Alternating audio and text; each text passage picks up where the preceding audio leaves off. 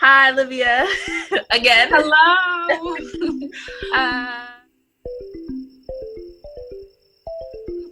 uh, Today, I would like to ask you a couple of questions on what it means for you to be seen in physics. I am right now working on a three-piece painting series, just about like loving physics again and figuring out and just finding different ways to articulate that love through art. Because of the pandemic, I'm not able to perform, so I use other mediums. Yeah, I've been just painting and doing other things artistically to like understand what it means to love physics. And really, what's been coming up is like, what does it mean to me to be seen in physics? And I thought it was really important to ask people who I actually know, like, what do you think it means? Who I know are like not just people ingrained in physics, and especially people of color. I don't. A lot of us have these intersecting disciplines that are always like, are you guys like, how is it possible that you can do different things on different spectrums? And it's like, if you only knew that the way that society has allowed you to classify these two things as separate when really they are pretty like hand in continuous. Go hand in hand. So my first question then is like, do you think there's a difference between being seen in physics and being seen in art? And what do you think it means to be seen in physics, and what do you think it means to be seen in art? And like, just for the people to know, you are because you are still currently at Mount Holyoke College. One more year. You are a physics major and a dance major, which I love. Yeah. Well, I think being seen in different disciplines is very personal. So it's going to be different for each answer that you're getting from each person. So for me, I think dance has been something that's been ingrained in my life for an extended period of time, like much longer than physics. Right. I didn't start physics until junior year of high school, and I was just in an honors physics course, and we were just learning about forces, motion, and just the nice introduction to physics that gets you excited because it actually makes sense at that point. And you're like, okay, I can push the cart and I can understand the different angles and the vectors. And that's really what got me excited in physics, is that I could make that tangible connection to what I'm seeing on an everyday basis to what I'm learning in the classroom. And just, it's so satisfying to make those connections. So that's really what got me excited about physics. And I moved into my senior year and I took AP Physics B. They had a B and C level at my school. And then I went into college, and when I was looking at schools, I was thinking, okay, I know I love dance, but I was thinking of that as kind of not to the side, but not as my main attraction to the school. I knew I wanted a strong dance program, but I also knew that I was interested in physics and just the sciences in general. And I mean, I have a lot of different interests. I love writing. So it spans many areas, but I was looking for a strong school in the sciences. So when I got to Mount Holyoke, I was trying out different classes. And I was in a physics class, and I was like, okay, let's roll with this. Let's do physics and dance. And I just put it together, and I was like, okay, let me choose this path and just get rolling, because you can always change your mind. But so I think I have a longer history in dance because I started dancing when I was around 8 or 9 years old, formally at a studio. But for physics, being seen for me, I think, speaking from the college perspective, you definitely feel, I don't know, it's a little bit hard to get into the community, I think, of physics at Mount Holyoke in particular, given that it's a PWI and I'm obviously Black, I'm biracial, and just sitting in the classroom and being one of the only Black people or only people of color it's a little strange. Like, you feel that when you're speaking up. Relatable content. Yes. It's hard to put into words because, it's something that you've just lived with your whole life. That when you're in these predominantly white spaces, that the eyes are kind of on you, like, ooh, this is like the other, or like the person that's had a different experience. But those people who haven't had that experience don't understand your experience, but they're looking at you like it's something different. When at the base level, like we're all human, but just in the classroom, and I think specifically in the sciences and in physics, which is an accelerated subject, it's complex, it's deep. You really have to commit to it, your time and your brain and your energy. And so in the classroom itself, I feel that being seen for me, I think, well, there's a strong emphasis on group work in the classroom. So, and that's something that I think I struggle with a little bit. I like doing things independently and on my own. And I think that's just part of like who I am, how I grew up. And so when we're thinking about these group pairings, I feel like in the back of my mind, I'm always thinking like, ooh, should I like work with the one other Black girl, or like, should I work with like the white people? Like, does it even matter? And I'm thinking about that in relation to myself, like what will make me feel the most grounded and the most comfortable to do this difficult work, that maybe I'm a little like less advantaged in, like say like my parents at home aren't engineers, or they can't help me with the like the extra base knowledge of what we're learning in the classroom. And so I really have to rely on my professors and my classmates and my own work to progress me forward. So yeah, I mean, I think physics is such a difficult subject. So I think I'm already a little shy about speaking up in class when I'm having issues, because I'm thinking about the people around me, and not even just based on race, but just I sometimes feel that like other people are ahead of me, and I don't know if that's something that's just in my head or based on experiences that I've had, but it's difficult sometimes to speak up, and then you might go to the professor afterwards, but sometimes you feel like they're looking at you in a certain way. And also I think you have to talk about this multidiscipline major that I'm pursuing and that you pursued, and you're constantly thinking about like, am I putting too much time into dance and I'm not putting enough time into physics, or am I putting too much time into physics and not enough into dance? And then you think of how your professors perceive you based on that. And when you speak up in the classroom, or like how well you're doing on your assignments, and you're thinking like, oh, if I'm slipping a little bit in physics, like is my professor going to judge me and be like, oh, you're dancing too much? So I feel like I'm constantly thinking about that when I'm asking questions. And I think that affects maybe how I'm being seen in the area of like in the physics department. But then I always have to bring myself back and be like, okay, I'm in college. I'm here to learn. My professors are understanding, like we're all growing and learning together. So I'm literally paying to be here. So these are the resources I should be using to help support me. And I mean, it's difficult. It's difficult to speak up sometimes. I think it's a very different experience for someone who is just deeply ingrained in physics. As you were saying, you're trying to bring individuals to this conversation who are multidisciplined in their majors and their interests, just what they're investing their time in. And so there's definitely this constant kind of conflict in my head about like, should I be putting more time into physics or into dance? How am I finding that balance? What am I actually interested in? And always having that be my drive, and not letting myself be pushed in a direction that maybe I think someone wants me to go. Like trying to stay true to what's interesting to me and not just falling behind someone else, you know?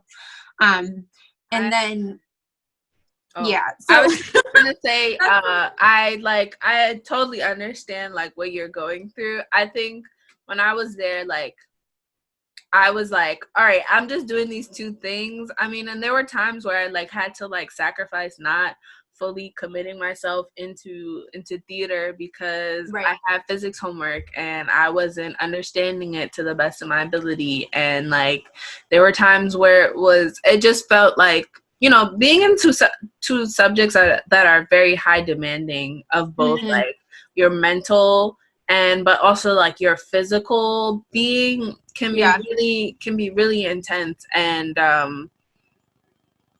I know it's often times where it's like you know, for me, I've had to find ways in now I think I'm finding ways in which to like bridge those two together in a sense of, yeah, I'm gonna do both, and I finna do them the way that I want to perform them and the way that I want people to perceive them. I'm not, you know, I remember telling my advisor in undergrad, I was like, I don't want to be in a lab.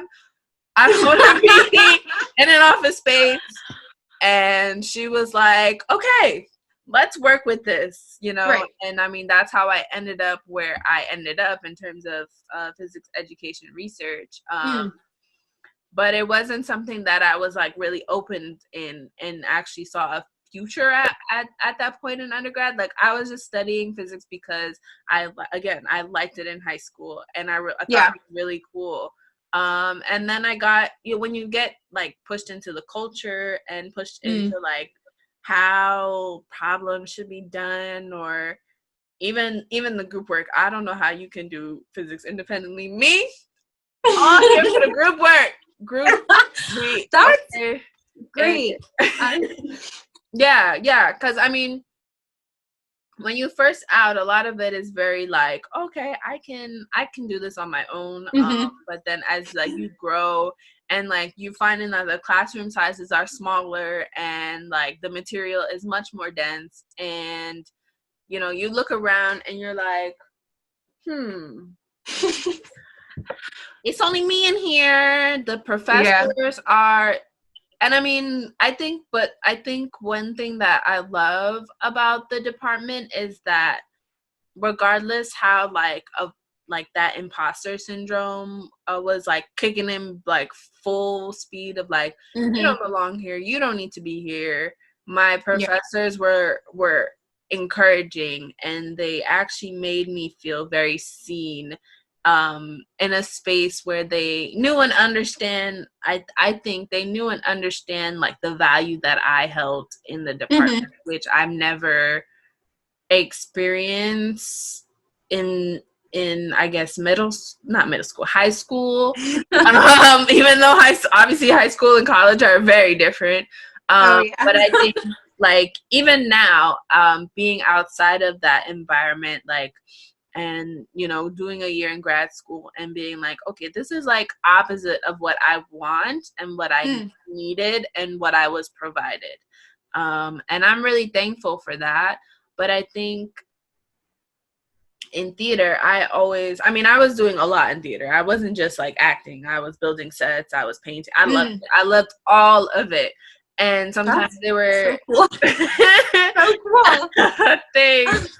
And I've been telling myself to get into theater, and I just never make it there. I'm like, I'm going to take this acting class. I'm going to take this set design, like, because it sounds so fun, and just intricate. And someday, I mean, this is just the beginning.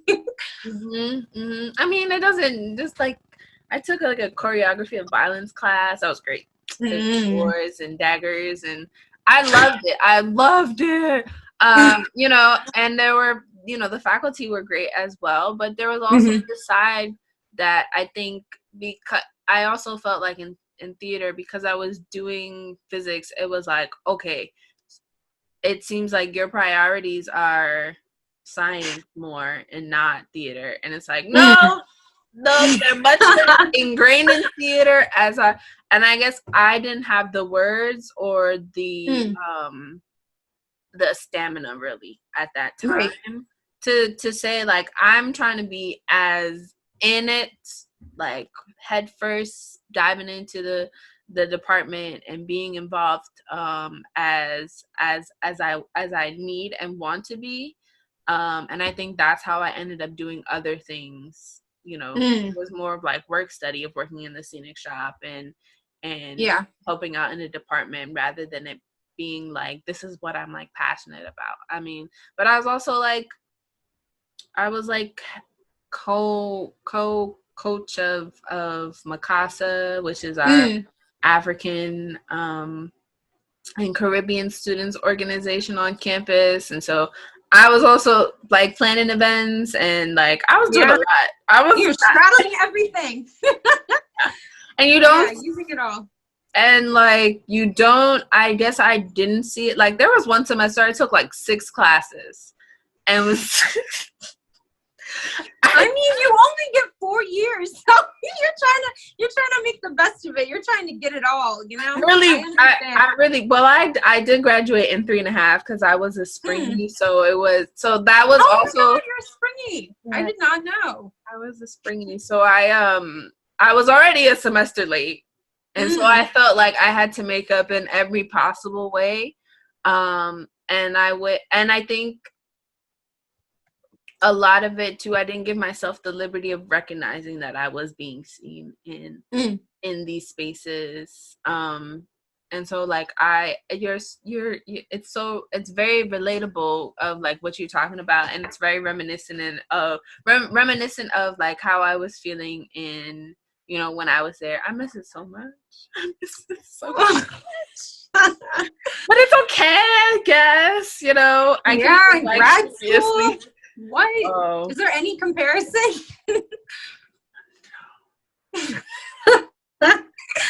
You're an adult when you're in grad school. Yeah, I'm not an adult. I'm an adult. I'm not an adult. Okay. I can take on responsibility, but grad school is like saying like, you finna do this. Like, you know, when I was there, professor's like, okay, so what you gonna do after this, grad school? And I was like, I know. No. But that's the expectation. That is right, exactly. That's the expectation, like undergrad, grad school. And it's like there has to be I think for a lot, you know, I'm not a first generation student, but my, you know, I have a family member who did pursue a PhD, and that's the only family member who I know pursued a PhD. And so it's not always, I think it's in like the Black culture, like it's not often that you know someone personally who's actually pursuing like higher education, right, so imminently, and has done that.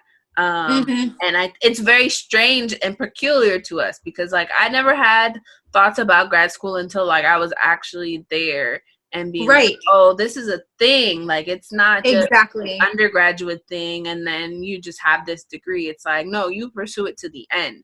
Like you ride with physics, you die for physics. Physics gang for life. And that's not the case fully in that. You can't do it like halfway. So that's real. Yeah. But I am curious about like how you are, I guess, negotiate. This is like coming off of the questions that I intended to ask because I'm absolutely. But like how are you negotiating like the two things? Like, so you are mostly someone who just does them independently. Are you looking to kind of work with them more intersectionally, or like you just like, I just did this because it was fun and I'm not gonna do it? Because there are days where I'm like, I don't want to finna do this no more. And then, but that's also like the irrational side of me of like, not to say I'm a beast artist, but like to say like creativity there's no bounds to creativity, but you also have to be logical with the steps that you take with your creativity. Because it's hard out here. But yeah, I was just curious, like how are what are your thinkings like in you know, with senior year coming up and beyond?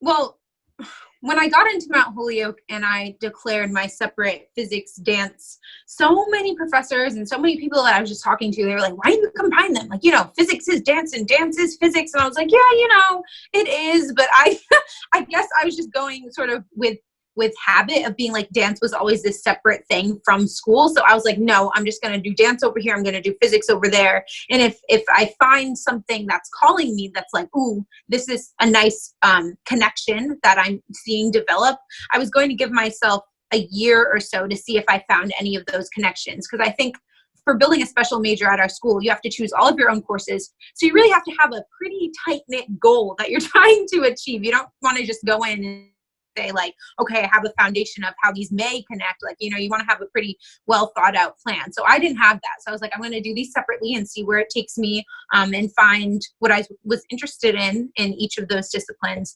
So, and I've stayed that way over the years. I've kept them separate, and I'm actually really excited. I'm doing an independent study to finish out my physics major, which is wild, besides the techniques class that I need to take in the spring. But I'll be doing research with Dr. Aston McCullough, which is a fairly new professor in dance and other disciplines at UMass. So I'm really psyched about that. He has a background in coding and in dance, and he really does more biomedical research, but I'll be doing something a little bit more physicsy regarding the motion of the body. So I'll be working with like a 3D body template and measuring different accelerations of the body walking on a treadmill. So this is really the beginning of our I'm just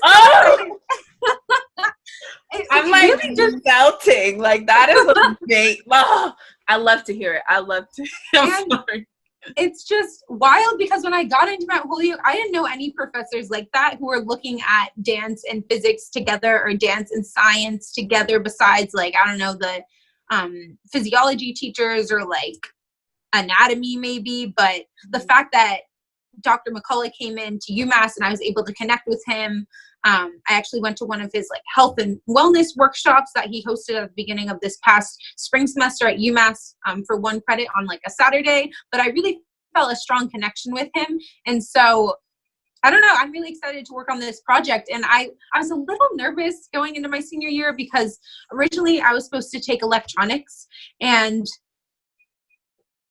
I don't know, it sounds so intimidating. It's going to be in the lab. I haven't enjoyed my experiences that thoroughly, I guess, in the lab setting. So I was a little bit nervous going into this one. And then because of COVID and all of the remote learning, that got canceled. And in place of that is a coding class. And oh no. I like professors, always great. Content.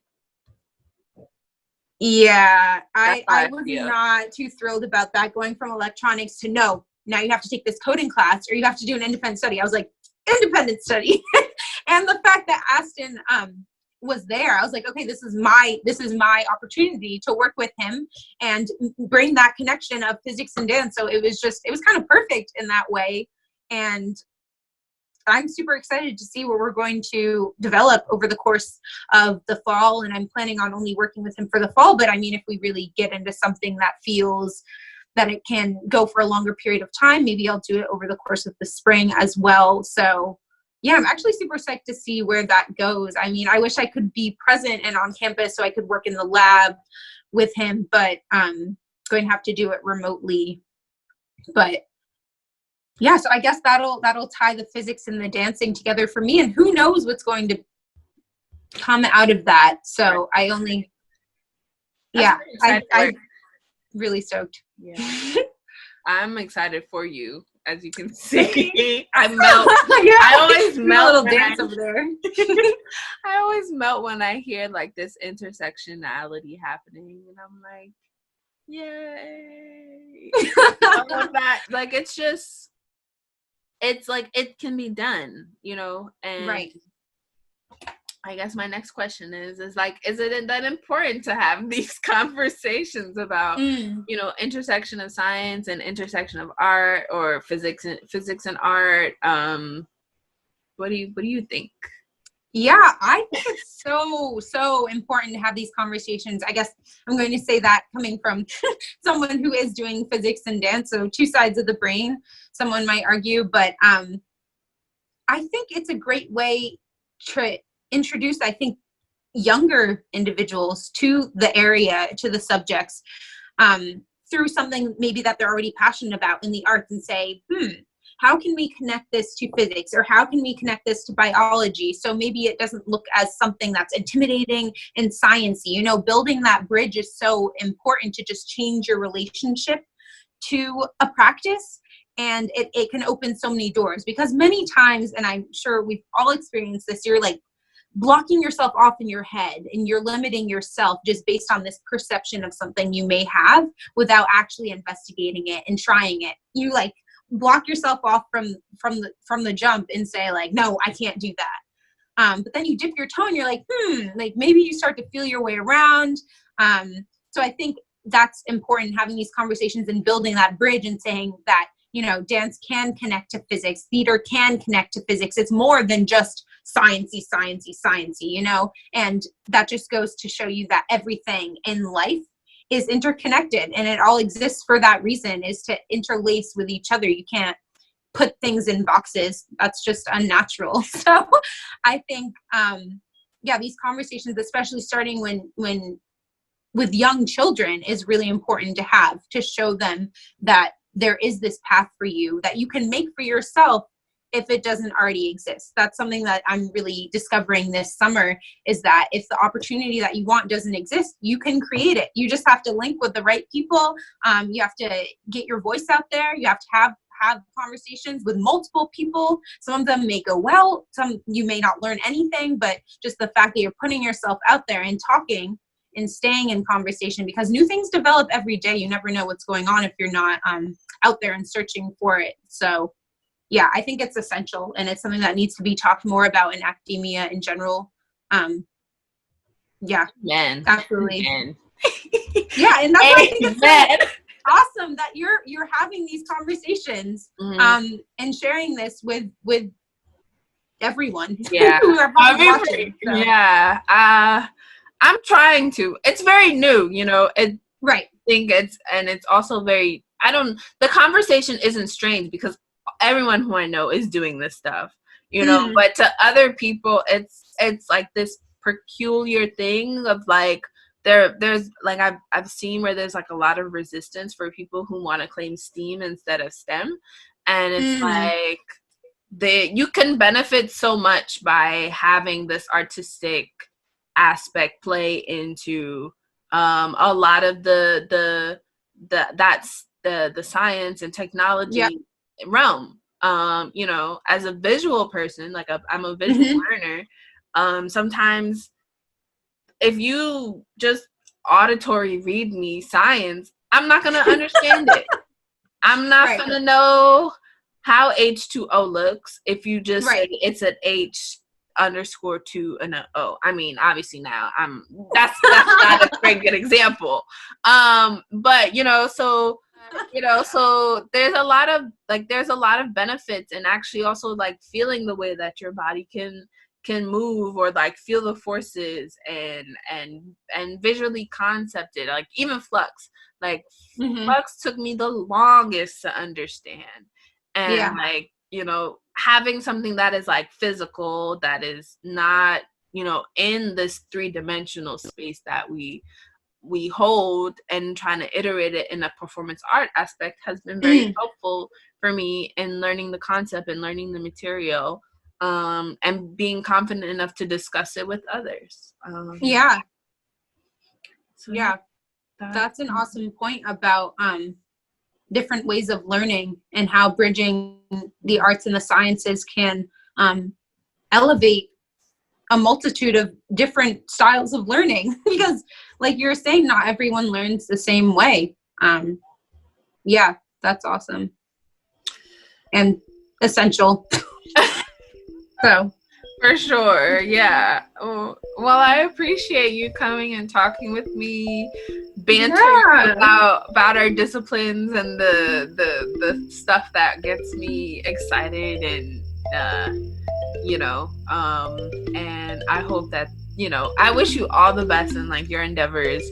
And what you think is amazing, and I can't wait to read about it whenever you if you publish a paper. If you don't publish a paper, if it comes out as a project, like let me know any ways in which I can support you. Thank you. I'm here to help, not necessarily with courses, but if you want to connect with some, like I'm here. Yeah, I remember that time I reached out to you, what was it, fall semester? And I was like, hey, do you have any advice on how to talk to the professors or what resource? You sent me so many resources, so many like equations. You're like, ooh, this really helped me get through. And I was so appreciative. I was like, wow, this alum is actually like connecting with me, actually helping me after she's already moved on. She's already doing her own thing. Like, I really appreciate that. That's so special. So thank you. No, you're welcome. You're welcome. Yeah. I'm always here to help. I think like if I can help make someone's experiences better and more well-rounded, I think it's like one of my purposes of like I just like helping people, and I like iterating knowledge, and like you know, the knowledge can be good or bad, and it's hard to take it, you know. But I'm not gonna skate by and be like, no, it's perfect when you know, you go in there and you experience yourself and it's like, this is a lie, or this is like the truth. So yeah, anytime. Yeah. And thank you so much for inviting me to speak about this today. I always forget how enlightening and how exciting it is to actually connect with people in this time in a face-to-face, as best you can, setup. So just feeling like your energy through the screen is really shining a light on this rainy day for me. So